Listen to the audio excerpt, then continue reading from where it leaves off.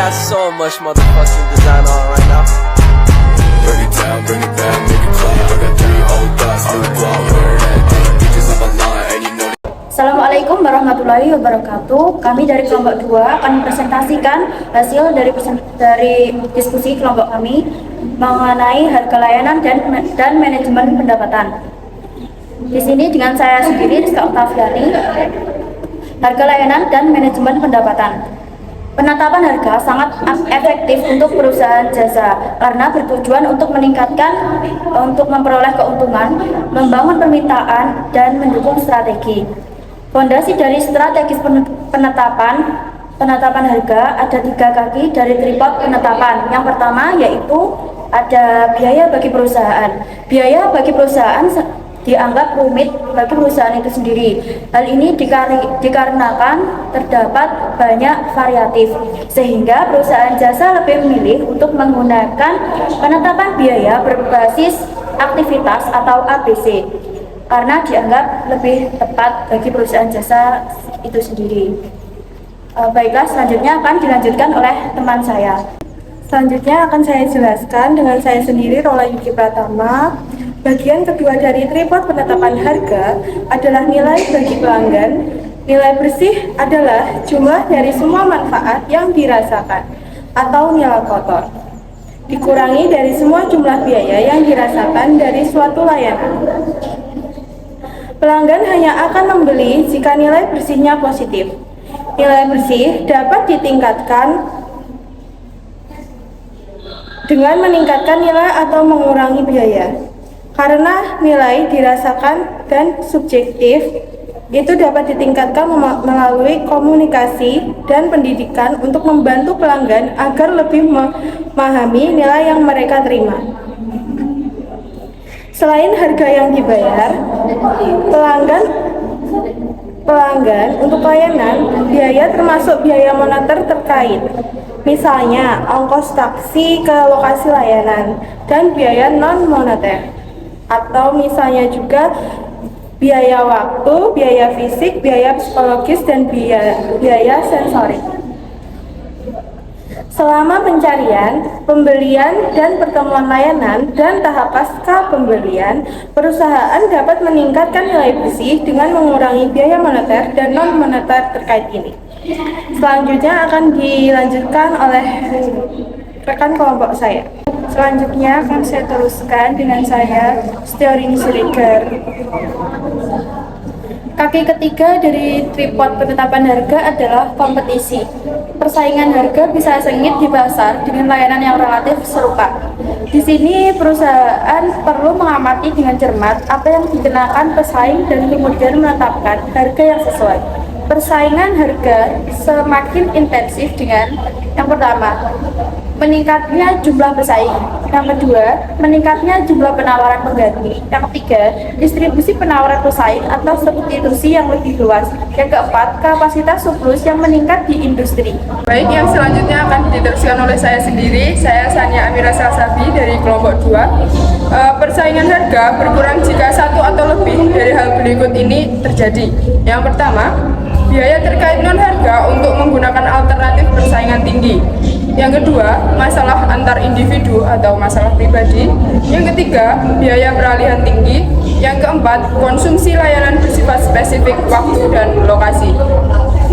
Manajemen pendapatan meningkat. Pendapatan perusahaan melalui penggunaan kapasitas yang lebih baik dan cadangan kapasitas untuk segmen pembayaran yang lebih tinggi.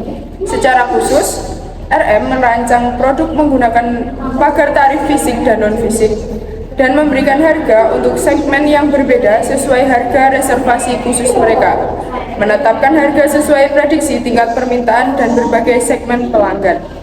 Terima kasih. Selanjutnya, saya Sylvia Maulida Anani. Fungsi paling baik dalam bisnis jasa yang dicirikan sebagai berikut. 1. Struktur biaya tetap yang tinggi dan kapasitas yang relatif tetap yang menghasilkan persediaan yang mudah rusak. 2. Permintaan variabel dan tidak pasif. 3. Memvariasikan sensitivitas harga pelanggan.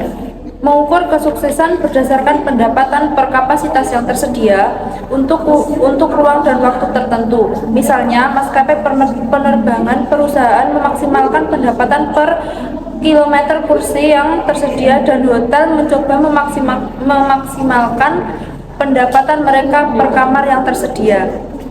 Selanjutnya, saya Siti Olivah akan melanjutkan materi dari teman saya. Pagar tarif yang dirancang dengan baik diperlukan untuk menentukan produk untuk setiap segmen target sehingga pelanggan dengan nilai tinggi untuk melakukan penawaran layanan tidak dapat memanfaatkan keranjang harga yang lebih rendah. Pagar tarif dapat berupa fisik dan non-fisik. Pagar tarif fisik mengacu pada perbedaan produk yang nyata terkait dengan harga yang berbeda, seperti lokasi tempat duduk di teater, ukuran kamar hotel atau tiket layanan.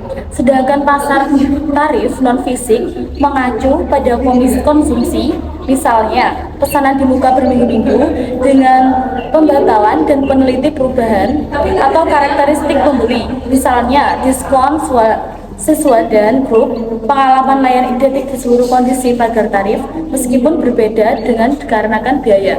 Selanjutnya akan dilanjutkan oleh rekan saya. Pelanggan sering mengalami kesulitan memahami penetapan harga layanan, misalnya praktik dengan banyak batasan dan jadwal biaya. Perusahaan jasa perlu berhati-hati agar penetapan harga mereka tidak menjadi begitu rumit. Dengan biaya tersembunyi sehingga pelanggan menganggap mereka tidak etis dan tidak adil, respon negatif dari para konsumen dapat dikurangi secara signifikan dengan mengikuti 3 panduan yang salah satunya itu membuat solusi relatif terhadap kejahatan yang dilakukan. Yang kedua, mempertimbangkan faktor penyebab dan sesuaikan hukumnya. Yang ketiga, fokus pada keadilan dan kelola emosi selama situasi final. Selanjutnya, saya Sofyan Aziza Lutfi. Adapun cara-cara yang dapat membantu perusahaan meningkatkan persepsi keadilan pelanggan, yakni sebagai berikut. 1. Rancang jadwal dan pagar harga yang jelas, logis, dan adil. 2. Gunakan harga publikasi tinggi dan pagar bingkai sebagai diskon. 3. Komunikasikan manfaat konsumen dari manajemen pendapatan. 4. Sembunyikan melalui budgeting, desain produk, dan penargetan. 5. Jaga pelanggan setia. 6. Gunakan pemulihan layanan untuk mengkompensasi pemesanan berlebih.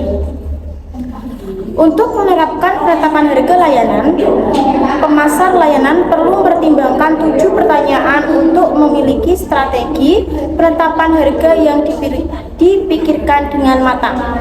Pertanyaannya adalah: 1. Berapa biaya yang harus dikenakan untuk layanan ini? 2. Apa yang harus menjadi dasar penentu harga? 3. Siapa yang harus menagih pembayaran dan di mana tempat menagih pembayaran tersebut? 4. Kapan pembayaran harus dilakukan? 5. Bagaimana seharusnya pembiayaan dilakukan? 6. Bagaimana seharusnya harga dikomunikasikan ke pasar sasaran? Baik, sekian presentasi dari kelompok 2. Kurang lebihnya mohon maaf. Wassalamualaikum warahmatullahi wabarakatuh. Bring it down, bring it back, make it clap. I got 3 old thoughts, new block, wear that